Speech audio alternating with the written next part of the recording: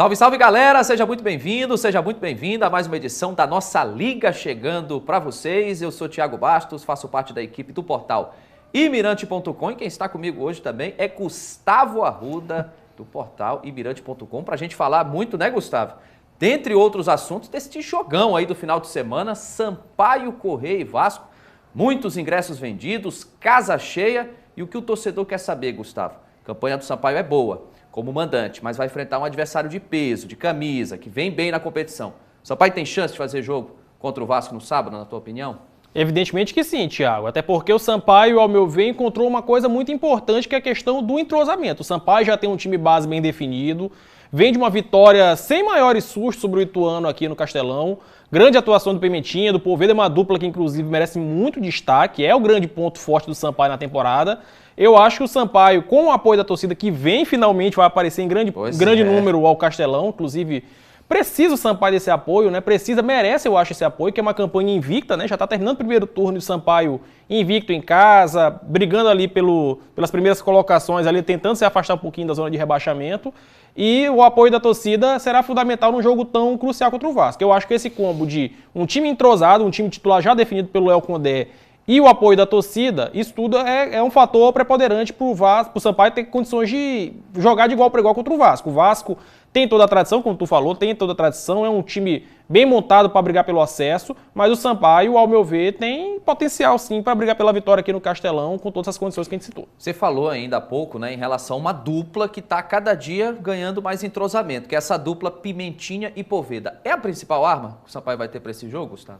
Não só a questão do Pimentinha e do Poveda, mas é a principal, Thiago. Porque você olha os jogos do Sampaio com o Pimentinha e com o Poveda trabalhando ali aquela sintonia, o jogo contra o Ituano foi uma prova disso. A jogada do primeiro gol, o Poveda puxa pro Pimentinha, o Pimentinha devolve contra o Poveda, um entrosamento importante, fundamental. O Poveda tá já na artilharia da Série B, né?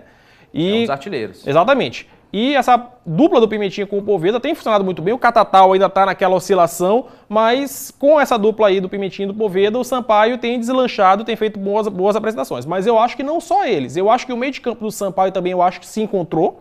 Ali aquele trio, o André Luiz, Ferreira e o Rafael Villa. O André Luiz que deve voltar nesse jogo. Exatamente. Eu acho que... Também tem o Maurício, né, que vem do banco de reservas. O Maurício vem bem, ele não compromete, né? Exatamente. Joga. E aí eu acho que o Sampaio, com essa dupla do Pimentinha e do Poveda e com esse trio de meio de campo já está bem definido, do André Luiz, do Ferreira e do Rafael Villa, que é um meio que marca muito, tem criatividade, tem feito o Sampaio jogar, dita bem o ritmo de jogo do Sampaio, eu acho que do meio para frente o Sampaio se estabeleceu muito bem, mas é aquela história, a gente sempre fala do Condé montar um time titular, estabelecer uma equipe, uma formação. Hoje o Sampaio, todo mundo já sabe qual é o time titular do Sampaio, de qual é salteado. E eu acho que isso é uma grande vantagem pensando em Série B. Porque é uma competição longa, é uma competição que não permite maiores tropeços. É verdade. E aí, com esse time já ajustado, todo mundo sabendo o que cada um faz, todo mundo obedecendo bem sua função, trabalhando com inteligência, eu acho que esse entrosamento generalizado do Sampaio facilita muito o processo, pensando em voos maiores da competição.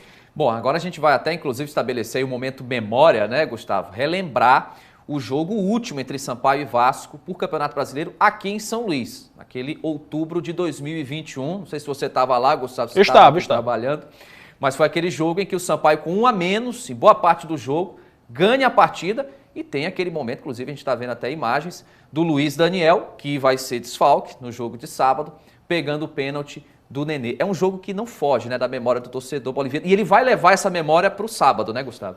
Sem dúvida, Thiago, até porque vale ressaltar que aquele Sampaio Vasco foi o primeiro grande público do futebol maranhense já depois do período de pandemia, né? É verdade. Foi já com liberação de público, uma grande presença de público, um jogo emocionante até o último lance, né, que teve o pênalti defendido pelo Luiz Daniel da batida do Nenê. E aí esse jogo acabou sendo épico, histórico do Sampaio. O Sampaio estava naquela oscilação ainda de brigar contra o rebaixamento, conquistou uma vitória muito importante contra o Vasco, que na época vinha embaladíssimo. O Luiz Daniel fez, ao meu ver, a melhor partida dele pela camisa do Sampaio Corrêa, disparado, verdade, né? Pegou verdade. tudo naquele jogo, não só o pênalti, foi fundamental para a vitória. E é um jogo que não tem como ser diferente, né, Thiago? Não tem como fugir da memória de Sampaio nesse momento, ainda mais que o Sampaio precisa desse resultado contra o Vasco para se estabelecer nas posições superiores da classificação. Esse jogo é uma boa memória e acaba servindo, não tem jeito, Thiago. Serve como motivação também de tentar repetir essa história, com um público talvez maior nesse jogo de sábado. Provavelmente. um público maior, um time, ao meu ver, com maior qualidade em relação ao do ano passado. Eu acho que o Sampaio pode se abraçar assim a esse passado. A gente sabe, mudou uma peça ali, uma peça acolá, mas eu acho que o torcedor do Sampaio pode sim abraçar essa recordação, essa lembrança. O time, a torcida, todos podem abraçar porque é um jogo memorável e acaba servindo de motivação para um jogo tão importante, um desafio tão difícil. E lugar de torcedor boliviano, sem dúvida, é no Castelão nesse final de semana. E, por claro, favor, o portal Mirante.com e os demais veículos do Grupo Mirante fazendo, claro, esta cobertura deste jogão Sampaio Corrêa e Vasco Série B do Campeonato Brasileiro. Vamos virar a chave, né, Gustavo? Fala um pouquinho do Motoclube de São Luís, Papão do Norte, que vai encerrar sua participação na primeira fase também no final de semana na Série D.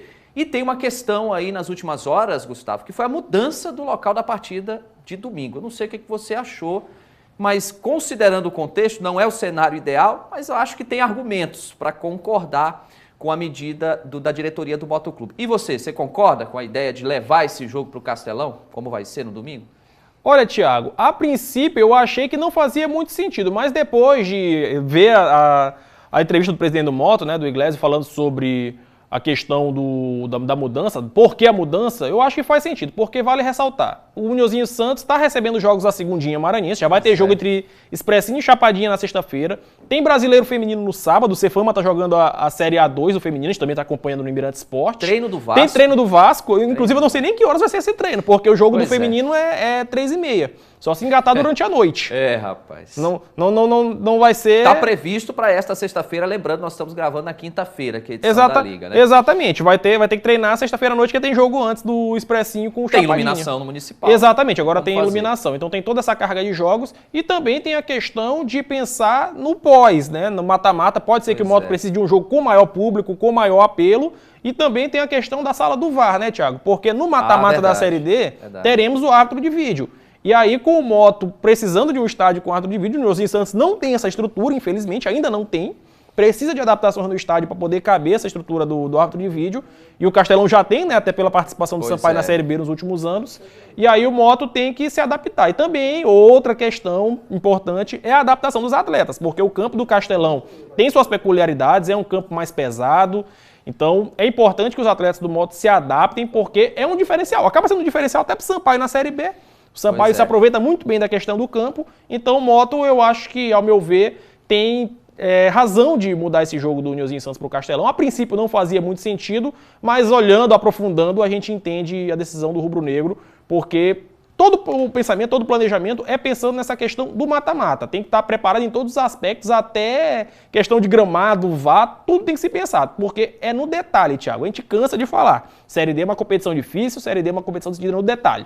Então é importante observar todos os detalhes para poder não ser surpreendido, porque é muito importante para o Moto ter acesso. Vale lembrar, o Moto não tem vaga garantida em competição nacional do ano que vem. Essa Série D é a chance do Moto se garantir numa terceira divisão do ano que vem, sem precisar disputar uma Copa FMF, por exemplo. É crucial para o Moto. O Moto só trabalha com a questão do acesso. Então, todo detalhe importa. Bom, e essa questão também da mudança do estádio, né, também leva aí a um problema que a gente também precisa reconhecer, que é essa questão das prioridades do calendário, né, Gustavo? Que é aquela coisa, né? Você falou aí de competições do futebol feminino, da Série B, do Maranhense. São competições que, com todo respeito, não sei o que você acha, né, mas não tem o mesmo peso de uma Série D do brasileiro no futebol profissional. Então, acho que também essa questão das prioridades desse calendário deveriam ser melhor definidas. E dentro de campo, Gustavo, o torcedor ainda está meio desconfiado, perdeu o último jogo, e o técnico Júlio César Nunes disse que vai utilizar esse jogo como uma preparação já para a segunda fase.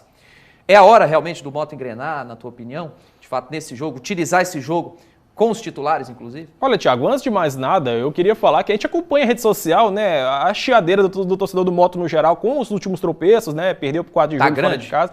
Tá uma chiadeira grande, né? Mas eu acho que não faz tanto sentido assim, para ser bem sincero.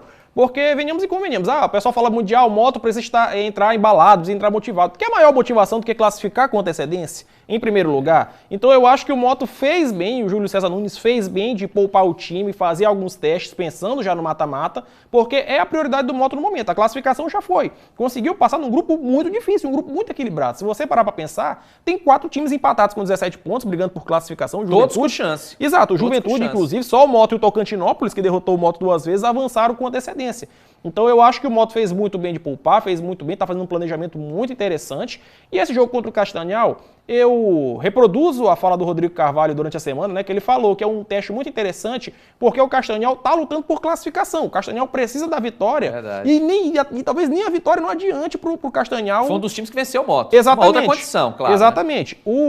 O Castanhal precisa da vitória para classificar, talvez nem dê, porque tem questão de saldo de gol. Se um time ganhar por um saldo maior, o Castanhal vai jogar a vida contra o Moto. Então é um teste interessantíssimo. Eu acho que, corretamente, o Júlio César Nunes vai colocar a força máxima, o que tem de melhor. Vale lembrar que o Moto está desfalcado do Enzo e do Dagson. Mas é importante colocar agora toda a força máxima para testar num jogo tão importante contra o Castanhal. Porque esse jogo é o último momento de errar é agora. Tem que ver todos os detalhes agora. O que está faltando para ajustar é agora. Porque os jogos contra o São Raimundo, qualquer que seja, né?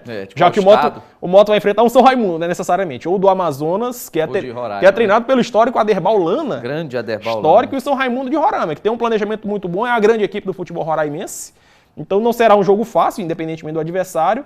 Então esse jogo do Castanhal é o último momento para fazer ajustes, para pensar no que pode ser corrigido, no que pode ser melhorado, pensando no mata-mata. É agora aproveitar a força do adversário, né? O adversário já ganhou do Moto, é um adversário que briga por classificação, então é o jogo crucial para o Moto, já classificado, já líder, mas é um jogo que requer muita atenção, e também jogo no Castelão, né? Pois é. É outro ajuste que precisa ser feito pensando no mata-mata. Vai que o Moto jogue já contra o São Raimundo no Castelão, nunca se sabe. E aí me parece que é uma ideia da diretoria já levar também esse mata-mata para o Castelão, também por essas questões de VAR, né? Que mais na frente também vai ser utilizado, né? E o Gustavo também citou essa questão do 9, né? Já que o Dagson vai ser desfalque por algumas semanas, parece que o menino Enzo deve iniciar pelo menos essa fase de mata-mata com a camisa 9 do Motoclube de São Luís. Nesta sexta-feira tem o jogo 2 do Sampaio Basquete contra o Santo André.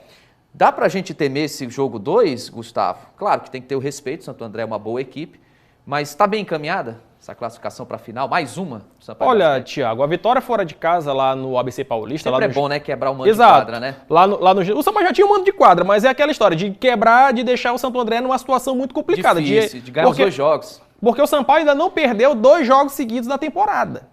Olha aí. Então, o Sampaio tem esse retrospecto extremamente favorável. Aqui só perdeu 2 jogos, perdeu para o César e perdeu para o Veracruz, que são os outros 2 semifinalistas, né? E ganhou do Santo André, né? Exatamente, ganhou do Santo André, deu um baile no Santo André, ganhou as 2 do Santo André na temporada regular.